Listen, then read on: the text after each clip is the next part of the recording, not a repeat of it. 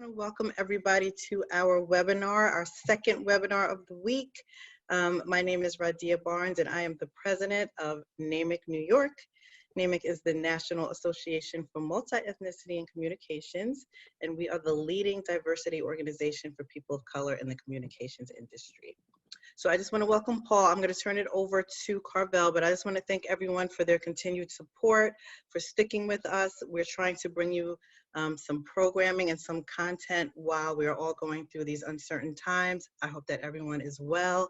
I hope that everyone is able to adapt.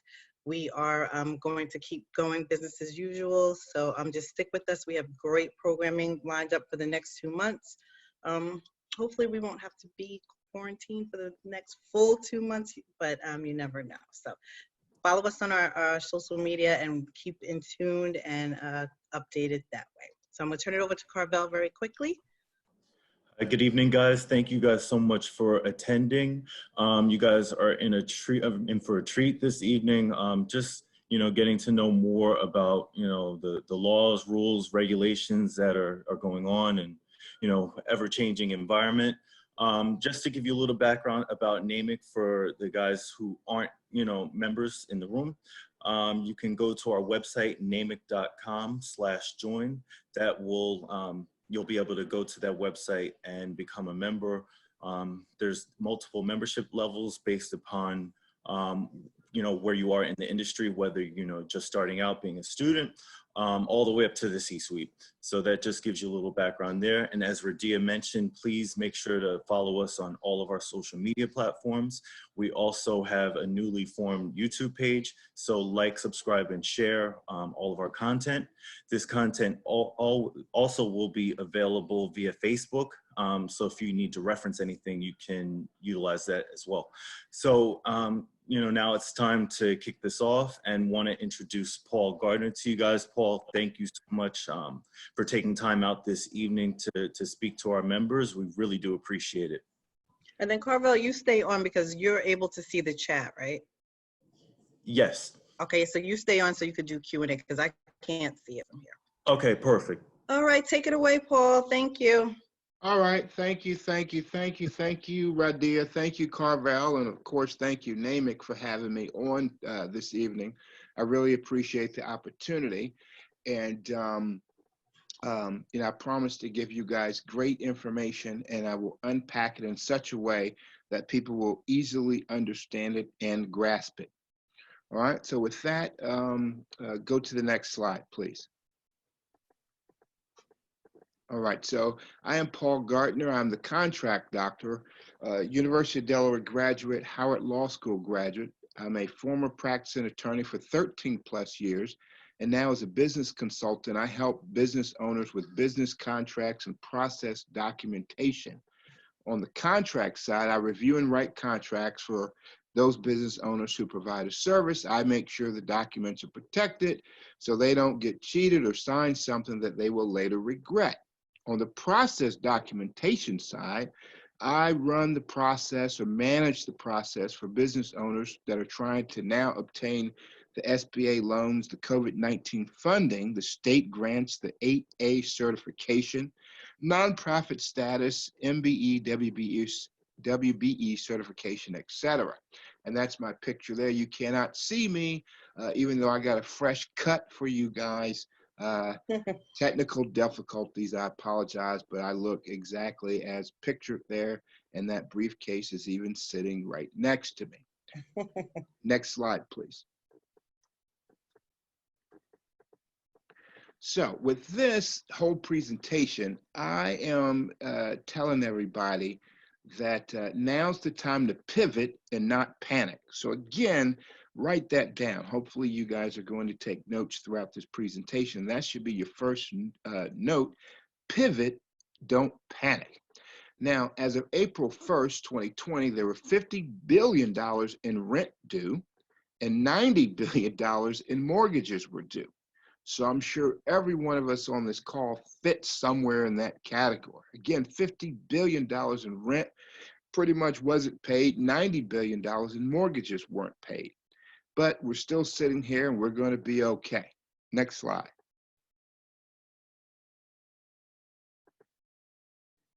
Today's webinar is going to cover the federal COVID-19 funding, that's on the federal side.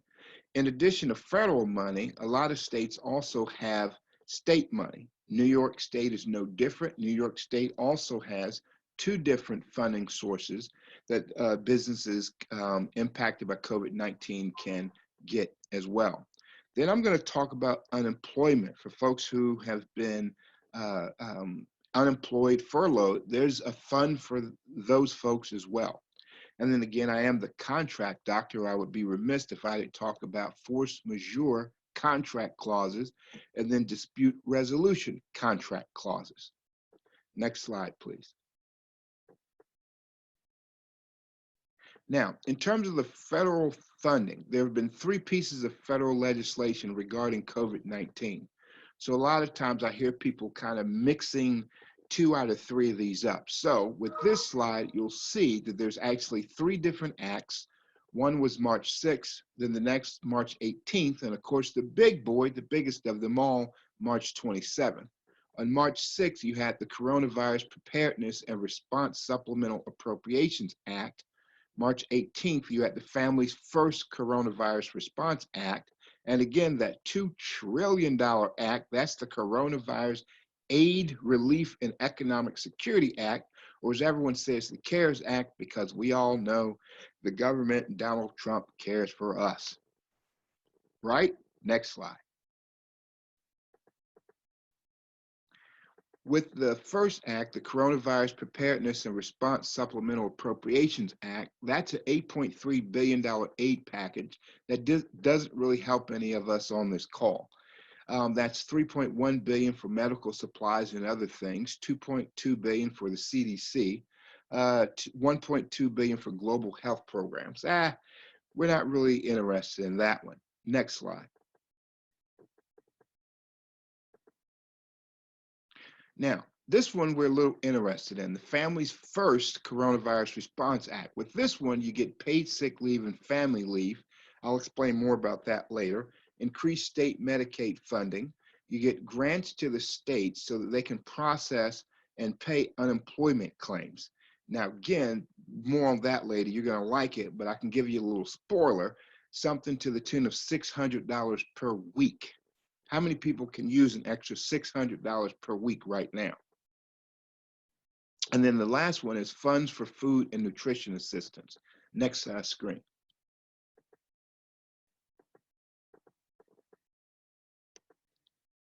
So with the Family's First Coronavirus Response Act, we're going to talk now about the paid sick leave and family leave. So inside the act, this is for folks who still have a job but are sitting at home. This took effect April 1st. So I don't care if you already used up your sick leave. I don't care if you use up your FMLA. You don't have any more in the leave bank. This paid sick leave and family leave applies to certain public employers and private employers with fewer than 500 employees. So that's one criteria there. If your job has less than 500 employees, you're more likely than not, you're covered. And they must give you, as of April 1st, paid sick leave. That's 2 weeks. You get 2 weeks of paid sick leave at your regular pay. Now that's important because the next category, the paid family leave, that requires covered employers to provide up to 10 weeks of paid family leave. Now you've got to be employed for at least 30 days before COVID-19 hit. That's February, they say, and you have to have a child. So and that child normally is going to be at home with you because they closed the daycare or something similar, if you have a child that's having some symptoms and they cannot go to a daycare. If that's the case, you're eligible for 10 weeks of paid family leave, and that's at 2/3 of the employee's regular rate. So that's not at 100% like paid sick leave is, but remember the paid sick leave is only 2 weeks. This gives you 10 weeks at 2/3 of your regular salary, and that took effect April 1st. So that's a fund, or that's a funding source for people. Contact your employer and get that money. Next slide.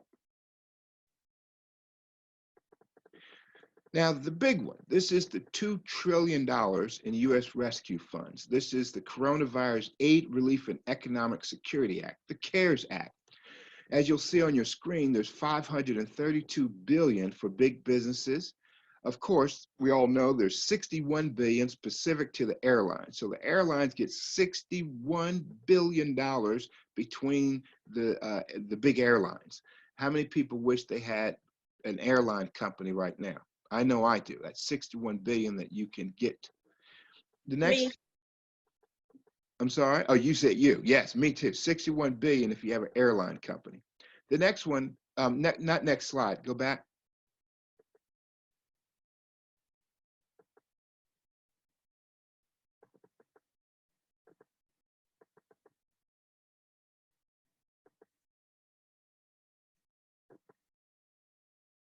Uh-oh.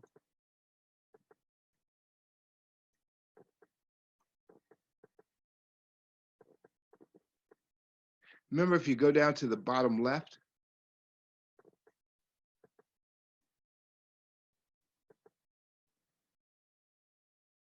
right there. Thank you. So you had 61 billion for the airlines. That's part of the 532 billion out of the 2 trillion. The next category to the right is 290 billion. That's direct payments to families. A lot of people know that as the $1,200 stimulus check that families or individuals are expected to receive. You know, you had to file your taxes. That's going to be based on your 2019 or at least your 2018 taxes for you to be eligible for that. But the $290 billion, all that goes to Americans in increments of $1,200. That's the category right there. Next is 290 billion in tax cuts. If you are at home, you have additional grocery bill, you have more utility cost, things of that nature. Or if you had to upgrade your computer equipment from home, that could be claimed on your taxes. So that's another fund there, 290 billion in tax cuts. After that, there's 126 billion for hospitals and veterans. There's 45 billion for FEMA, 31 billion for education stabilization, another 27 billion in stockpiles, 25 billion in infrastructure. The 131 billion in the other category, that's an ominous category where the agencies, so all the agencies in the federal government are in that category right there. So you would say the Department of Transportation's budget during coronavirus is coming out of that 131 billion, so forth and so on, through all of the other agencies in the federal government. You have 150 billion in state and local stimulus funds. Now, that's a very interesting category. We have received no guidance thus far as to what those funds are going to be used for, but we know, as it says, state and local stimulus funds.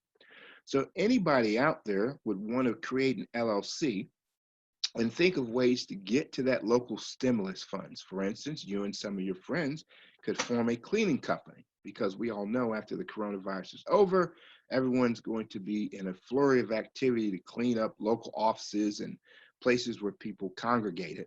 And you could have access to $150 billion if you are an enterprising person. Now, some people may say, I'm not cleaning anything, but what if you could get local stimulus funds in the amount of $250,000? How many people would clean for $250,000? I think I will. Next category, there's 260 billion in unemployment insurance expansion. Now, that's a very interesting category, because if you're in the unemployment category, I'll talk about it later, but again, that gives people an extra $600 a week, and that's where it comes out of right there. Now, this last category, all the way to the left, in the bottom left, $377 billion in small business loans and grants. That's where we're going to concentrate on for the next 10 minutes or so. Next slide.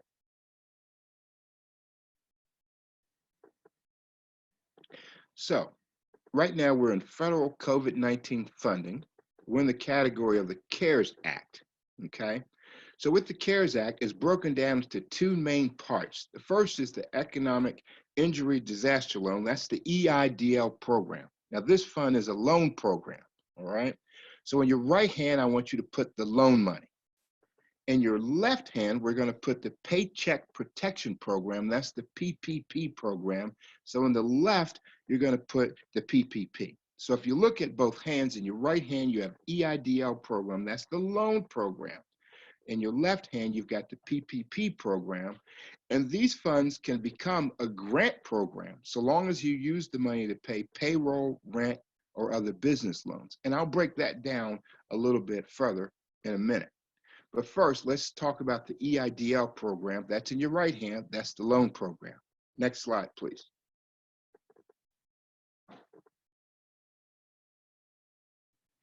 Now, the Economic Injury Disaster Loan, or EIDL program, there's a couple things that you really want to take out of this. First, you have to be in a disaster area. That's the first thing, all right? So the economic injury has to be the cause of a natural, I mean, not a natural, but it has to be the cause of a disaster. That means that your state governor has to ask the SBA to determine the state or particular city in the state, like New York City. They have to ask them to designate that area as a disaster area. Once the SBA okays that, typically within 24 hours, then anyone living in that area is eligible for a loan through the EIDL program. So, as we all know, New York City has been declared a disaster area, so the EIDL program is ideal to discuss today.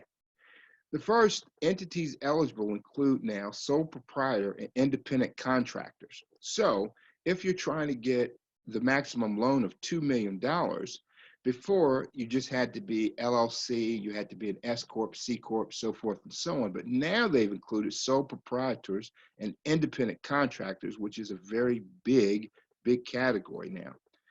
Again, the maximum loan is $2 million, and of course, that maximum amount can be waived by the SBA if they so determine it. The loan amount is determined by the SBA, so you get up to $2 million. Everyone's not going to get $2 million. You just want to ask for the amount that you need to run the business for the next 45 to 60 days. The interest rate is 3.73% for businesses and 2.75% for nonprofits, but look at that. The term is up to 30 years. So on your normal business loan, your term may be 4 years, maybe you can stretch it out to 6 or 7 years. But with this loan program here, the EIDL, the SBA is willing to let you borrow up to $2 million and then extend the term out to 30 years. And if anybody knows that there's such thing as bad debt, like a car, as soon as you drive a brand new car off of the lot, it depreciates in value. That's a bad debt. A good debt would be borrowing up to $2 million from the SBA for up to 30 years. Now, the SBA is waiving personal guarantees for loans under this program for under $200,000. So when this first came out, a lot of people were thinking that they would not qualify because you have to have great credit in terms of a personal guarantee, but the SBA is waiving personal guarantees for loans under $200,000. Another criteria, the applicant has to be in business for 1 year, okay, prior to January 31st, 2020. So you have to be in business for 1 year prior to January 31st, 2020, and you show that by showing your proof of company formation. If you formed your LLC, your S Corp, your C Corp, you'll show that to them. And there's a couple other different ways as well. Now, the SBA can approve up to $2 million loan based solely on your credit score and not require a tax return. So that's something really, really big, okay? And then the last really big thing, very exciting, a lot of people have heard about this, is the emergency grant of $10,000. So when you apply for the EIDL program, you'll check a box and the box will ask you, do you want the $10,000 or up to $10,000? That would be a grant. So that is paid within 3 days after you apply for the loan. So after you apply for the EIDL program, they would, within 3 days, give you a $10,000 grant for you to use at your discretion. Next slide.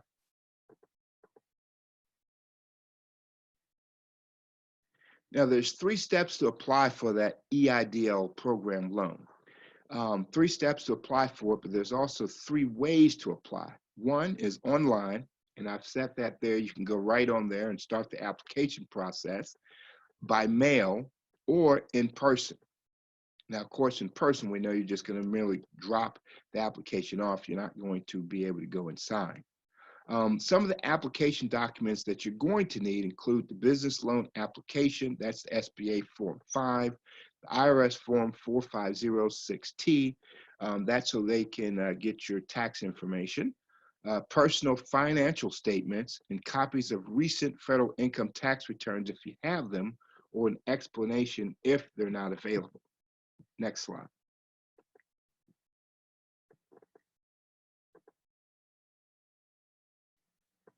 Step 2, the SBA reviews credit before conducting an inspection, and then they'll estimate the amount of your loss, compare that with what you asked for, and then the loan officer will determine eligibility and work closely with you through the process. This part of the process only takes 2 to 3 weeks, and then we're on to step 3. Next slide, please. With step 3, this is where the loan closes and the funds are dispersed. You get the money. The SBA prepares the LCD, the loan closing document, for your signature, and within 5 days of receiving that LCD back, they'll disperse the first round of funds in the amount of $25,000. Don't worry, you're going to get the rest of it. The caseworker will work with you to meet all the loan conditions and then schedule out your future disbursements. Next slide, please. Now, here's the other part of the COVID-19 funding, the CARE Act. With this, remember on your right hand, you had the EIDL loan program. You have to pay that back. Now, let's look on the left side. On the left hand, this is the Paycheck Protection Program, the PPP. It's a loan in the beginning, but if you use it the right way, which I'll tell you how, if you use it the right way, it becomes a grant and you don't have to pay it back. Here, the maximum loan amount is $10 million, okay? And here is, well, let me take a broad view. What they're trying to do is allow business owners to access money within which the business owner will pay employees. So if you have a business, and an employee could be yourself. If you have a business, especially those out there who have side hustles, if you've bothered to formally form the company, you have an LLC or an S Corp, well, this program is for you. You need to look back into your left hand and go for the PPP money. So the covered period is February 15th to June 30th. The federal government will give you enough money to meet your payroll so that you can pay your employees. That includes yourself. Again, if you see the second square there, it includes an individual who is self-employed and who regularly carries on any trade or business. Now, small businesses were eligible to apply for the PPP protection program today. And then if you are self-employed, we have to wait, if we're self-employed, until April 10th. So the small business owners who have employees have a 9-day head start. The only issue with the PPP is that others are having is that this money is not going to fit everybody. Everyone's not going to be able to get to this money. So first come, first serve. Okay, they estimate that if every business and every self-employed individual who was eligible for this money actually applied, only 30% would be able to get it. Only 30% would be able to get it. So you can borrow up to 2.5 times your average monthly payroll cost. So you would sit down and figure out what your payroll costs are. That's your salaries that you pay out, wages, commission, cash tips, payment for vacations, insurance premiums, so forth and so on. And you kind of figure out what you paid folks. Again, remember, this includes you. So if you've got a side hustle out there, please, please listen up. This PPP money, especially on April 10th, everyone ought to have put in for it by then. Okay, now this is for sole proprietors, independent contractors, and self-employed individuals. For those folks, payroll costs include any compensation that is a wage or salary. If you pay yourself a salary, if you pay yourself a salary, you can actually apply for the PPP program now, because that's going to include, or that's going to be deemed a payroll cost. If you formally pay yourself a salary, that's going to be part of the payroll cost, and you can apply now. You can get a head start on some of the others. If you don't formally pay yourself a salary as a self-employed individual, then you have to wait until April 10th. All right. Now, again, the annual salary cannot exceed $100,000. That's for any employee, or if you're paying yourself, you're going to get up to $100,000. So you're not knocked out of the box if you exceed $100,000, but the end of your calculations has to stop at the 100,000 point. So please pay attention to the PPP program. All right. Next slide, please. So the way this works is a borrower is eligible for the loan forgiveness of the amount that they spent on the following items: payroll costs. So if you need, if your payroll for 8 weeks is $100,000, then they would give you $100,000. Now you can't take the $100,000 and go buy a car. Then the loan is not forgiven. But if you take the $100,000 and you use it for payroll, interest on a mortgage obligation, rent on a leasing agreement. Now, this includes if you have a home office. So if you have a side gig, and when you get off your regular job, your day job, you go home and you have a home office there, and you have bothered to do the LLC or the S Corp or the C Corp, well, your rent at your apartment, at least a large part of it, would be forgiven through the PPP program. You would get this money and be able to pay your rent. This also includes payments on utilities like electricity, gas, water, transportation, telephone, or the internet. Okay, next slide. Oh, wait a minute, I forgot. Before I talk about this slide, with the PPP program, there's no personal guarantees and no fees. No fees, no collateral either. So everyone can get that money. There's no fees, no personal guarantees, and no collateral needed, okay, on that PPP money. So either you're going for the PPP money starting today, tonight, or you have to wait until April 10th. But either way, all of us should go after that money.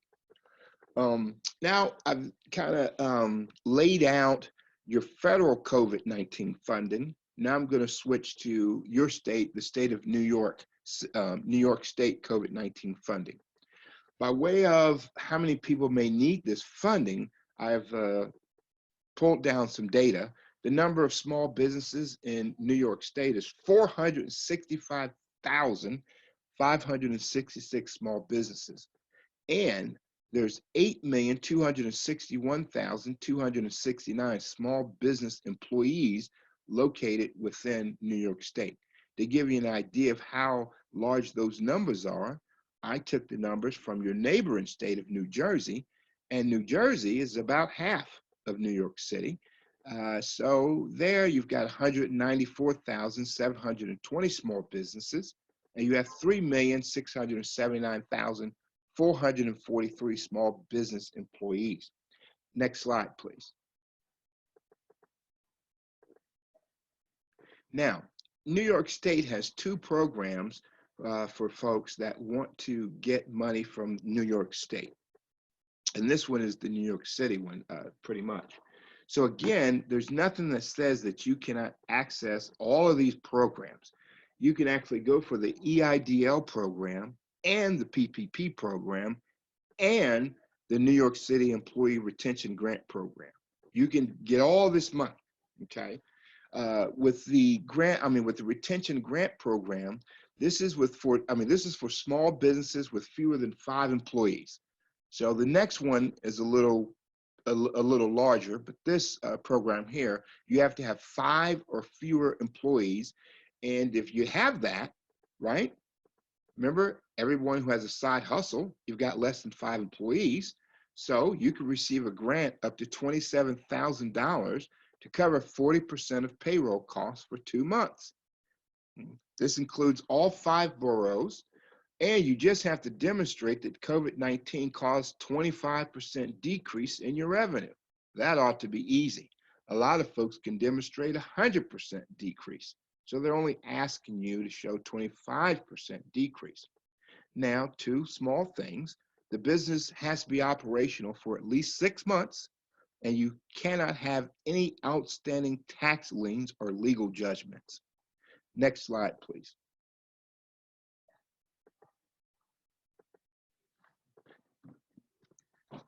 In addition to the Employee Retention Program, New York City and state has the Small Business Continuity Loan Fund.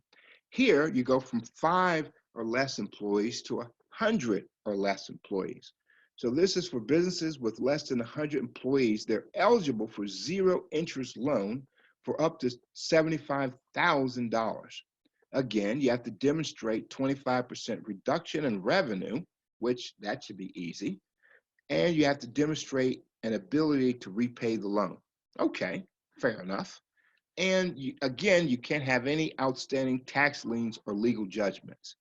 For more information, I put the page there where you can go to, and you can also apply. So I'm trying to make it easy for you to get this money. Next slide, please.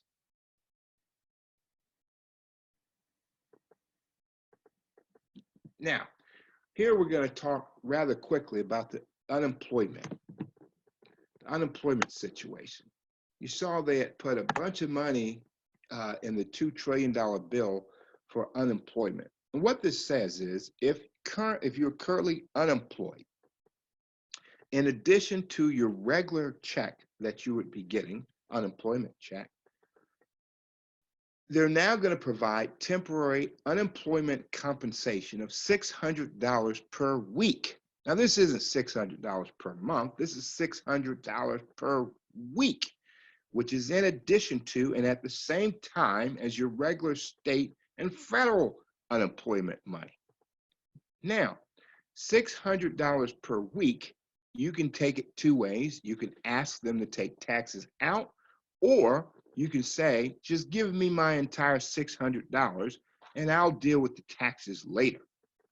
So again, if you're in the unemployment category, in addition to and at the same time as your regular payments, you're now eligible for temporary unemployment compensation of $600 per week.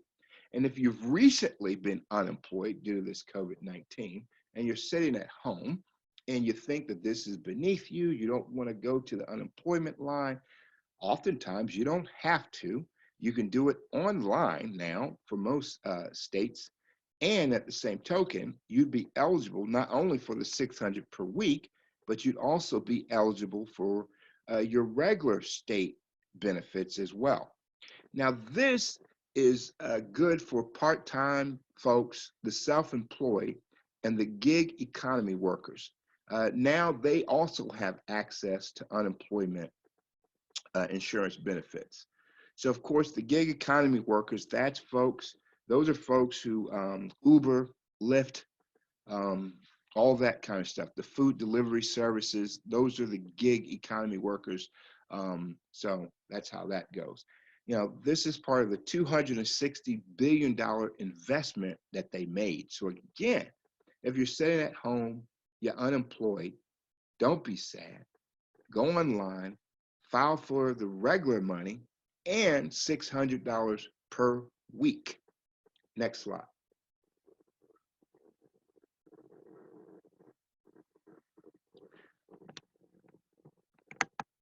All right.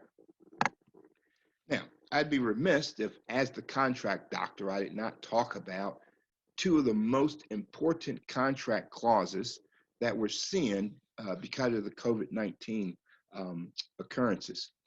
Now, with a force majeure means that people can get out of their obligations in a contract if an act of God, an act of war, some type of terrorism. That's the clause that excuses contractual non-performance caused by unforeseen events beyond the control of both parties. Something like a global pandemic, or you would think. Now, the question is here, like in your lease, if your landlord is forcing you to pay rent since April 1st, you would want to look at your lease agreement and see if you have a force majeure contract clause. You'd want to read it. And you're trying to determine, can you get out of paying an obligation? But careful, can others also get out of paying their obligation to you? Well, in force majeure contract clauses, it depends on three things: unforeseeable, unavoidable, and insurmountable. It means that was the thing that you're trying to use to get out of your obligation, was it unforeseeable? Well, I think coronavirus was definitely unforeseeable. Was it unavoidable? Absolutely. You can't avoid it. It's too large. It's too big. And is it insurmountable? So far, coronavirus has showed us that yes, it is insurmountable. Every day, the cases keep going up and up and up. Other defenses to having to pay your rent or your other obligations could include impossibility, impracticability, and frustration of purpose. That means that is it impossible for you to pay your rent? It could be. Is it impracticable for you to pay your rent? Or if you pay your rent, is it a frustration of purpose? So those are some other quick defenses for you to look at. What should you be doing now with your contract? So everyone who has a side hustle, especially if you have contracts that you use in your side hustle, and all of you should have contracts that you use in your side hustle to protect your liability, what should you be doing now with those contracts? Number one, pull them out and read your contracts. Number two, see if you have the force majeure contract clause. Do you have it? If you do have it, is it broad or specific? Because in a lot of jurisdictions, it has to be very specific, has to actually mention pandemic, has to spell it out, pandemic, in order for you to escape your obligation of paying rent or upholding your end of the bargain or paying your obligation. If it's too broad, then you're out of luck. You would still have to pay your rent. Also, if you do have it in your contract and you want to use the force majeure clause to get out of doing something, you have to make sure to see if you have a formal notice requirement, because if you don't adhere to the formal notice requirement, then the other side could act as if you did not send them the force majeure, and they can enforce your obligation anyway. Number 5, people, if it's not in your contract or if it's not in there the right way, update your contracts. Please update your contracts so that you're covered. Next slide, please.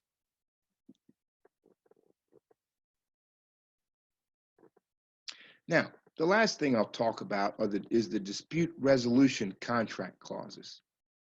Because if you're not successful with invoking the force majeure clause in a contract, then you're not out of luck yet, because a well-written dispute resolution clause can save the day. Here's what I'm going to illustrate.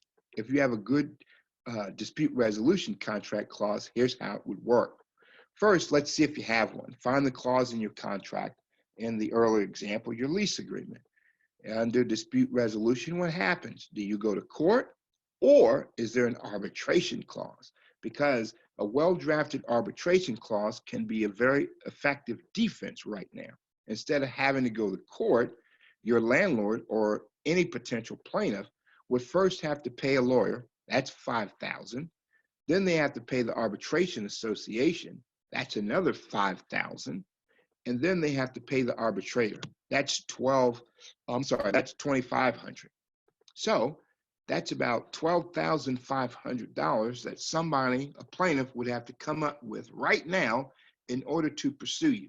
And a lot of times the debt that you may owe would be pennies to the $12,500, and that would be a great defense if you had a well-drafted arbitration clause. All right? But you ask, don't you have to pay a portion of the arbitration fees as the defendant? And the answer is no. If someone gets together the $12,500 for the arbitration to go through, and now before it begins, you have to pay your part of the arbitration. You have to pay the arbitrator. Okay, you have to pay half of the arbitration fee for the arbitrator. If you don't pay your part, then the arbitration cannot move forward. The arbitrator is not going to get started until they've been fully paid. So if you don't pay your half, guess who has to pay your half in order for the arbitration to move forward? That's right, the plaintiff. The plaintiff has to pay your part in order for the arbitration to move forward. And now the $12,500, he's got to pay the other $2,500. So now he's at $15,000 trying to collect 1 or 2 months of rent from you. So that's how a well-written dispute resolution clause can save the day. Next slide.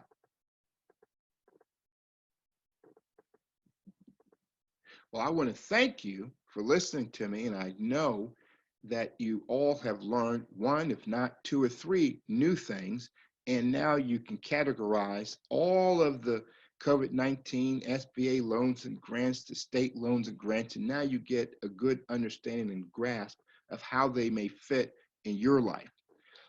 I'm ready to assist you in the preparation of your COVID-19 federal SBA loans and grants. I'm also ready to assist you in the preparation of your COVID-19 state loans and grants. And of course, I'm ready and willing and able to assist you in reviewing your force majeure contract clauses and make sure they're up to par, as well as assisting you in reviewing your dispute resolution contract clauses as well. And lastly, I would love to get on your media platforms and shows and discuss and spread the word about the SBA loans and grants, the state loans and grants, as well as the other contract clauses. Thank you very much. And of course, you can reach me. Next slide, please.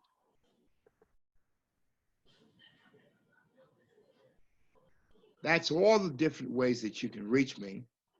I'm ready to help everybody get through this. Again, we're going to pivot. We're not going to panic. There's a lot of money out there for everybody, not just the $1,200 stimulus check. There's up to $2 trillion that we can all avail ourselves of. All right, so reach out to me. I'm here as a resource, and I'm ready to help everybody. Thank you very much, Radia and Carvel. Thank you so much, Paul. That was fantastic. You gave us so much information. That was great. If anyone has any questions, please put it in the chat and we will ask Paul. But please, if you have any questions, reach out to Paul. His information is here. We have his Instagram. And that was like, Paul, you know a lot. You're on point. Awesome. Thank you very much. Carvel, do we have any questions? Thank you so much, Paul. Right now, we don't have any questions, but a couple questions came about in my mind, and just thinking about some people who may have maximized their unemployment already. What options do those folks have prior to this virus? So if you've maximized your unemployment, you're still going to be able to get that $600 a week per week. They haven't maximized that because that's brand new. Okay. So, and $600 per week right now, I mean, that's decent money. You're not going to become a millionaire, but take the $2,400. That's not so bad. And remember, that same person that's going through unemployment right now, they should be able to, if they've got a side hustle, they can then go for the PPP, or they can also go for the EIDL loan. So there's plenty of money and plenty of different programs. And remember, that's just on the federal level. The state has a lot of money. And there's also individual companies that are popping up that are also giving grants out to people. Okay. So there is one question that came in the queue. Yes. And it's from Alvin Gray. And he asked, do I get unemployment even if I started my job February 1st? Yes. Oh, that's good. Okay. Yeah. Good to know.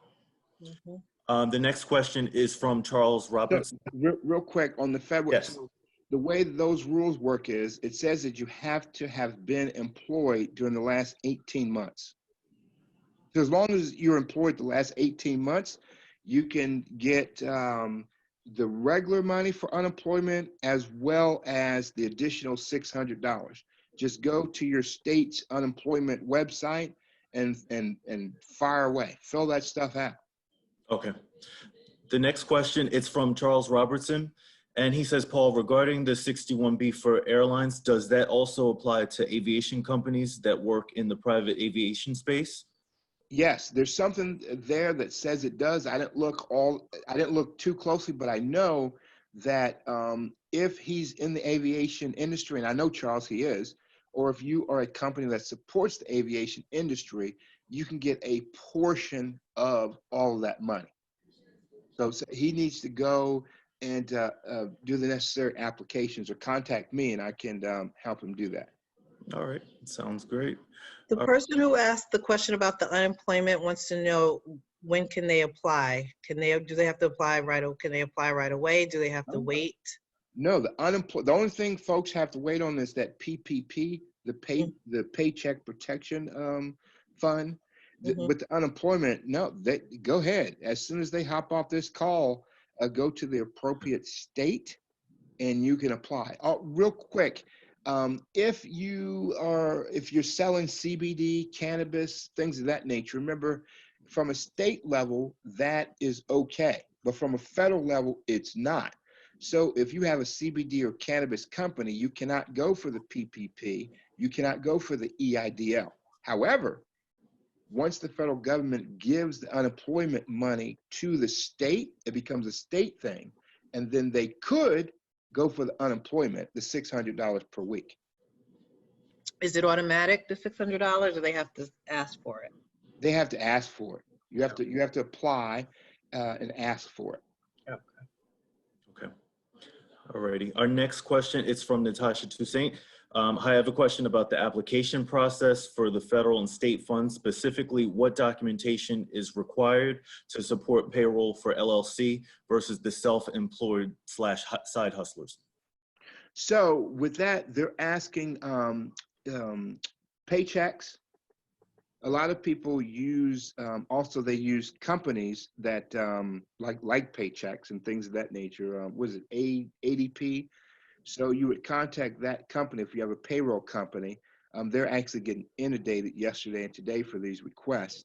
And then you could ask for your payroll log. That's what it's called. You ask for your payroll log, and that's that. If you're not using the payroll companies, that's fine. They just want specific information as you can muster to show that you have an actual payroll and not that you're making it up. So that could be canceled checks written out to you, to your employees, things of that nature. Now, if it's a cash business and you're just handing someone, cash in an envelope, that may be problematic. You may have to execute an affidavit and get it notarized. Okay. Well, go ahead. Natasha had a part 2 to her question. Yes. So also for Natasha's point, also if you're self-employed and a freelancer and applying for federal and state funding, can you still apply for the POA unemployment benefits? How do they determine the weekly payments? Yes, you can apply for everything. So far, you would think that the federal government would say that you even, remember when I said put some funds in the right hand and put some funds in the left hand, you would think that you have to pick from either hand. And the federal government today, actually, they released guidance that says, no, you can apply for both. Just in the PPP application, you have to disclose that you applied for the EIDL loan or that you received it, but you can apply for both. So the same way with unemployment, you can get unemployment at the same time that you are applying for the PPP. Remember, the PPP is there so that employers get that money and put their people back to work. So so you apply for unemployment now and get that $600 a week instantaneously. And then while you get that, you apply for the PPP. Now, as soon as the PPP comes about and you're back to work, then you have to discontinue the unemployment because you're no longer unemployed. And I don't want anyone going to jail. Right. Right. Last thing we need right now. Right. Remember, a lot of courts are closed. So I feel for people. If you get caught in traffic, oh my gosh, you're sitting there for, a week or two. It's crazy times. It's a mess. Yeah. So there was, I see in the chat, last question, how do I go about asking for the $600? Is there a certain name? It's unemployment, so it's the federal unemployment. But that again, you go to whatever particular state you're in: New York, New Jersey, California, Maryland, Georgia. You just go to your state website and just type in, like say here in Maryland, I would just say Maryland unemployment. Maryland unemployment is going to pull up wherever, if you're unemployed, you'd ask for that application, and it's right there, and just follow the prompts. Right.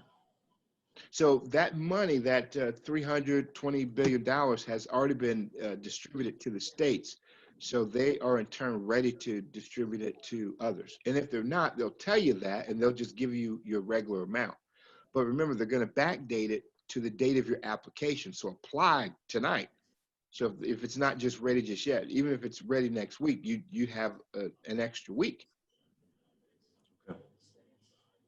All right, so the next question in our Q&A is from Ashley DeSuze. It says, let's say you find the clause about not having to pay your rent in an emergency such as this. What advice do you have in terms of approach for someone to present to a landlord? Well, you print that page, you circle that language, right? And then you send it to your landlord. Say, hey, I was going through my lease and I noticed this language. I think this applies. What are your thoughts? That's a very nice way to say, hey, I think you agree with me. I don't owe rent. And then the landlord's going to say, I agree or I don't agree. And then you go from there. Now, remember, the landlord cannot, there's a hold on evictions right now. So landlord can't kick you out. So it's really in the landlord's best interest to work with you. Now, a lot of times I know people are getting deferments, like deferments on their car loans and things of that nature. So you'll take your current payment that was due April 1st and you'll stick it on the back end of your car loan. So I've been telling my clients, try to do the same thing in terms of your lease. If your lease was supposed to end, say, December 2020, contact your landlord and say, hey, this month, as you know, COVID-19's issue, I want to defer payment and just tack on an extra month to the end of this lease. So then instead of ending December of 2020, it would end February of 2021. So a lot of landlords that I've been talking to, I think I've talked, about 5 or 6 landlords, they love that idea. It's just a deferment. They're not losing the money, and it's not like you have to come up with a double payment in May. Makes sense. Yeah. So they still get their money. They just shift it. So you stay in the property for 1 extra month or 2 extra months. But a lot of landlords like that solution. So I throw that out there. Again, this is free information. So use that to your advantage. So to the young lady, circle that language, send that to the landlord. If he doesn't go for it, then ask him for some type of deferment situation. But don't ask for the deferment situation first. Go ahead and do the force majeure first. All right. And the second part to Ashley's question, she says, what advice do you have for landlords during this time if they are not collecting rent? Hold on. Right. Nothing you can do, really, not too much. There's really nothing you can do to the tenant because you can't kick them out. Now, what you can do, if you're a landlord, you're in a catbird seat. My goodness, go for the EIDL loan. There's on the EIDL loan application, there's specific question. Are you losing rent? So the federal government will give you that rent money back. Oh, that's good to know. Yeah. And if you're the same landlord, you have employees, then you'd go for the PPP loan. Now remember, if you use that to pay your employees, you wouldn't have to pay it back. So Paul, I actually have one question, and just thinking about, some of the things you mentioned earlier, there's so many people right now and small businesses where they can't keep all their employees. If they're unable to keep all their employees, are they still obligated to pay, some of that money back, if not all of it? What do you mean? If you can't keep your employees, well, first. Right. So if say, for example, a small company goes through a layoff and they have 50 employees, they have to lay off 25 of those employees. Would they still be obligated to not have to pay, that money back? So you mean after this is over, the people they laid off, do they still owe? Right, or even during the process, or like right now, the situation that we're in. No, no, the company doesn't owe the people it's laid off. Okay. However, if they go for the PPP, the Paycheck Protection Program loan, Mhm. they can get that money from the federal government and put those people back to work. So Okay. the people that got laid off, those folks should be going for the unemployment, the extra $600 a week until their boss can implement that PPP loan. The PPP loan gives that owner the money to hire those people back. And you can even put in your PPP loan that you not only do you want to hire the same people back, but you want to increase their salary. Okay. Good to know. Mhm. All right. Someone had a question, another question about the rent. Taj asked, will you still owe the rent afterwards, or will you be comped for the rent that you don't pay? For example, if you live in a luxury apartment complex or a privately owned complex, or That's Yeah. gonna depend on that specific circumstance. Meaning that if she goes to her landlord and the landlord puts that rent on the back end, like the deferment situation I was discussing or suggesting, then she would owe that, yes, but it'd be on the back end of the term. So she wouldn't lose anything, but the landlord wouldn't lose anything either. Neither party would lose. It would just be deferred until, they tack on the extra time at the end of the lease period.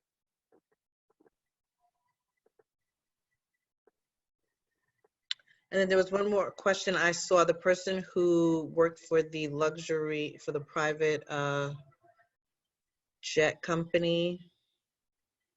Let me just see here. She wanted to know, or he wanted to know, Charles. Um, he says that the charter company that they work for has experienced a lot of charter flight cancellations, Mm-hmm. such events such as like the Kentucky Derby, Yes. that they have to repay their clients for. Can they apply for that aviation loan thingy? Well, they're in a great situation because remember, first with the cancellations, that brings up the force majeure clause. So if they got to look at that force majeure clause and see if they're actually obligated to return the money. Some businesses say, hey, even if I'm not obligated to return the money, I'm going to do so because that's going to be, goodwill and good business. And I understand that. Mhm. But I just want to mention that you look at the force majeure contract clause to even see if you've got to pay it back. That's one thing. Second, all that money that's been lost, well, that demonstrates economic harm that COVID-19 caused. So they would be eligible for the PPP loan for the employees of that company. In addition, the owners of the company would then go for the economic injury disaster loan, the EIDL, and they're eligible for up to $2 million. Okay, that's great. So there's so much money out here. So they can in addition to tapping, they can tap maybe 4 different funds. They can tap the EIDL, they can tap the PPP. Anybody that's unemployed, they can tap that fund. And at the same token, whatever state, I believe Charles is here in Maryland, Charles can tackle, I mean, he could tap Governor Hogan here in Maryland has 2 funds for companies here. I think there's a grant for $10,000, and then there's a loan for up to $50,000 emergency loan. That's very short that people can apply for. As I mean, in addition to the whole 61 billion just for the aviation industry. So Amazing. that's 5 fundings. That's 5 piles of money. He better get his wheelbarrow out. You Get know, your money. as I said, don't panic, pivot. Don't panic. Let me tell Exactly. you, Exactly. there should be a lot of millionaires made out of this situation here. That's what I'm trying to tell people. Don't panic, pivot. Go get your money, even if it's a loan. Don't be scared to get a loan because there's bad debt, there's good debt. Good debt is this loan. You take 100,000 or $250,000, and if you take $250,000 and you use it the right way, you should make 2.5 million when you pivot. right? Once you Mm-hmm. make $2.5 million, then you pay the government back their $250,000 at 3%, and you keep the rest. Every time you get a business loan, you should be making 10 times that amount. You have to slow down, get your business plan together so you can execute as you pivot and don't panic. Yes. Yes, Paul, you're preaching. Paul is preaching tonight. Thank you. Paul Charles said that he wanted me to tell you thank you and he will contact you. I think we all need to contact Paul because he has some great tips. And Paul, what kind of work do you do when it's not COVID related, when it's not a crazy time? Are you still able to help small businesses? Oh yes, that's what I do. So, I review and draft contracts for small business owners who provide a service. I make sure that whatever they sign, they're not getting cheated, and I make sure that they don't sign something that they'll later regret. Like, I'm actually very valuable to people, especially small business owners. Have me by your side. I make sure you don't get cheated, and I make sure all of your contracts are in tip-top shape. My mother was an English professor, so my work product is mistake-free, grammar ready, and all the above. Very good. I'll make your company look like you have $10 million in the bank. Oh, I love it. Oh, don't we love it? Any last questions? We're going to wrap up. We went a little bit over time, but I think this was really important stuff. Paul's information is here. As you can see, we will also send you a follow-up email with his contact information. Please spread the word. I'm also going to try to have this recording up on our YouTube channel if you want to refer back to it or have your friends take a look at it. Paul, I want to thank you again. This was really, really great information, even more than I expected. So it was a great education. You're really helping people during this time when things are uncertain and we don't know really what's going to happen, what's going on. People are nervous, which it's very understandable. So this kind of helps us feel a little bit more confident, and we are equipped and ready to pivot. There we go. Thanks.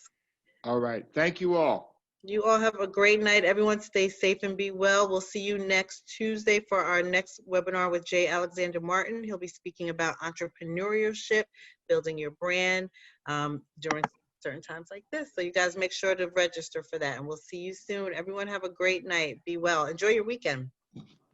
Excellent. Bye. Take care, everybody.